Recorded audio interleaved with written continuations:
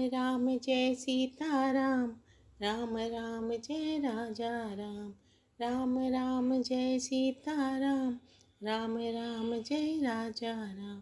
प्रथम सोपान बालकांड। तब नारद जी भगवान के चरणों में सिर नवाकर चले। उनके हृदय में अभिमान और भी बढ़ गया। तब लक्ष्मीपति भगवान ने अपनी माया को प्रेरित किया। अब उसकी कठिन करनी सुनो। उस हरी माया ने रास्ते में 100 योजन 400 कोस का एक नगर रचा। उस नगर की भांति भांति की रचनाएं लक्ष्मी निवास भगवान विष्णु के नगर वैकुंठ से भी अधिक सुंदर थी। उस नगर में ऐसे सुंदर नर नारी बसते थे मानो बहुत से कामदेव और उसकी स्त्री रति ही मनुष्य शरीर धारण किए हुए हों।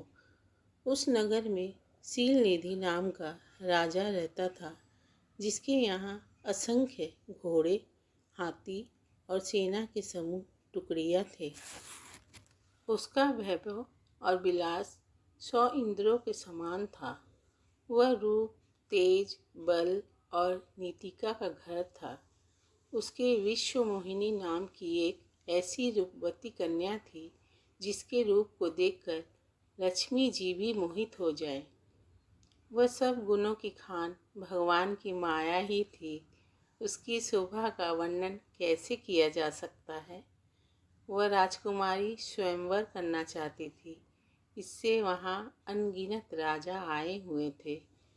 खिलवाड़ी मुनि नारद जी उस नगर में गए और नगरवासियों से उन्होंने सब हाल पूछा।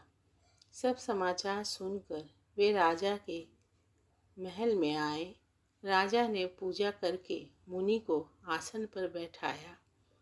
फिर राजा ने राजकुमारी को लाकर नारद जी को दिखलाया और पूछा कि हे नाथ, आप अपने हृदय में विचार कर इसके सब गुण दोष कहिए। उसके रूप को देखकर मुनि वैराग्य भूल गए और बड़ी देर तक उसकी ओर देखते ही रह गए। उसके लक्षण देखकर मुनि अपने आप को भी भूल गए और हृदय में हर्षित हुए, पर प्रकट रूप में उन लक्षणों को नहीं कहा।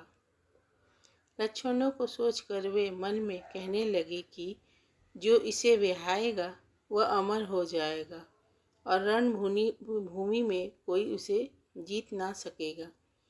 ये शील निधि की कन्या जिसको वरेगी, सब चर अचर जीव उसकी सेवा करेंगे।